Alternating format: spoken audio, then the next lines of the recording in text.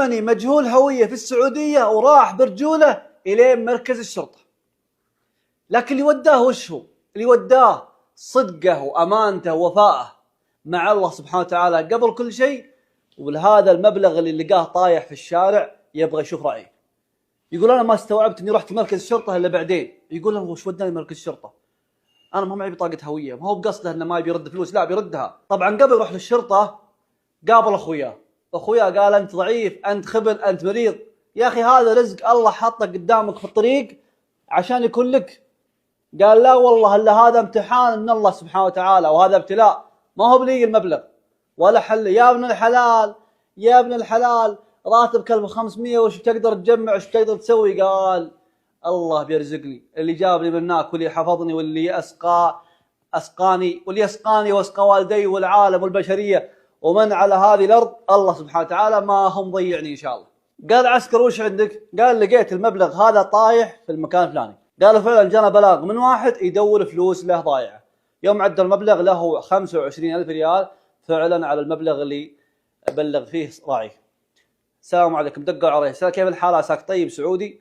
المبلغ اللي ضاع لك كم؟ قال لي نعم 25,000 23,000 كلها 500 ألف أو 2,100 والكيسة لونها بيضة كذا. قالوا تعال فعلا حصلنا حقك.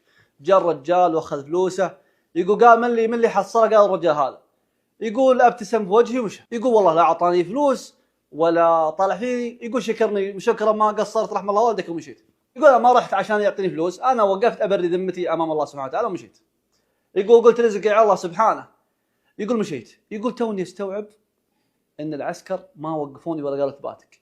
يقول انا اصلا اول ما دخلت العسكر انبسطوا واستانسوا، وش هذا الرجل اللي جاء عندنا ويسلم مبلغ وهو اصلا في حاجه، يمكن ما جاء من اليمن الا محتاج. يقول فاكيد واثقين فيني، قالوا ما جاب هذا الرجل لبرك الشرطه الا اكيد مع اثباتات اموره وكل شيء، فما حد سال عني ولا حد سال عن اثباتي، والله سترني سبحانه وتعالى. يقول مشيت. يقول يمر شهرين. يقول انا مسولف لاخوياي، واخوياي تناقلوا سالفتي هذه عند معارفهم عند اخوياهم.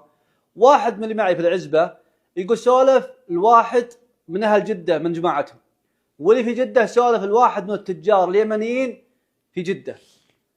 وقال هذا خبل درويش عطى لقى فلوس وراح وردها للشرطه وكذا وكذا، وحتى يوم راح للشرطه ما كان معه اثبات ولا كان معه شيء ومهبول. بالعكس هذا امين وهذا وفي وهذا يخاف الله، والناس تدور اللي مثل هذا. التاجر اليمني هذا سولف الواحد من التجار الكبار السعوديين في جده، وبعد ما سولف له قال الله يرحم والديك تكفى، ابغاه يجيني جده باسرع وقت ممكن. ابي